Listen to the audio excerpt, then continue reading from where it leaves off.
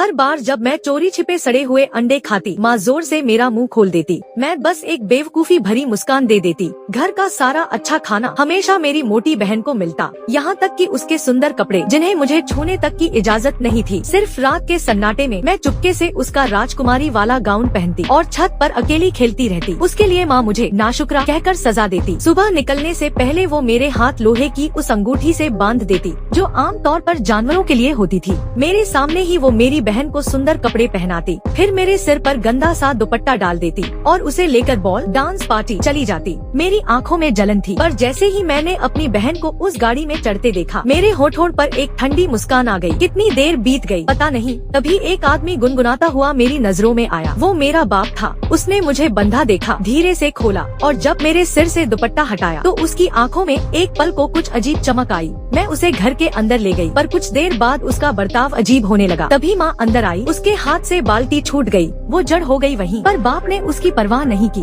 बस नोटों का पुलिंदा निकाला और उसकी आंखों में तिरस्कार से मुस्कुराया। उसने मुझे अपनी बाहों में खींचा और मुझे बिस्तर पर उठा लिया। धीरे धीरे उसके शब्द बदल गए। मीठे वादों में जहर घुला हुआ था। वो मुझे झूठे सपनों में फंसा रहा था। मैंने सब कुछ सच मान लिया, पर जब उस दरिंदे का असली चेहरा सामने आया, सब खत्म हो गया। जब मैं होश में आई, मेरे कपड़े लहूलुहान थे, गुस्सा और नफरत सीने में जल रहे थे। मैंने चुपचाप तेल का दिया उठाया, दरवाजे की दरार से माँ को जगाने की कोशिश की, पर बाप की नींद टूट गई। घबराहट में दिया गिर गया और पुआल में आग लग गई। कुछ सेकंड में पूरा घर जलने लगा। पहले तो मैं रस्सियाँ तोड़कर उन्हें बचाना चाहती थी, पर फिर मुझे हर जुल्म याद आया और मैंने हाथ ढीले छोड़ दिए। आग आसमान तक भड़क उठी। माँ की चीखें रात को चीरती रहीं। मैं बाहर खड़ी थी, हाथ उठाए उस गर्मी को महसूस करते हुए, वो गर्मी जो उनकी जानों की कीमत पर मिली थी।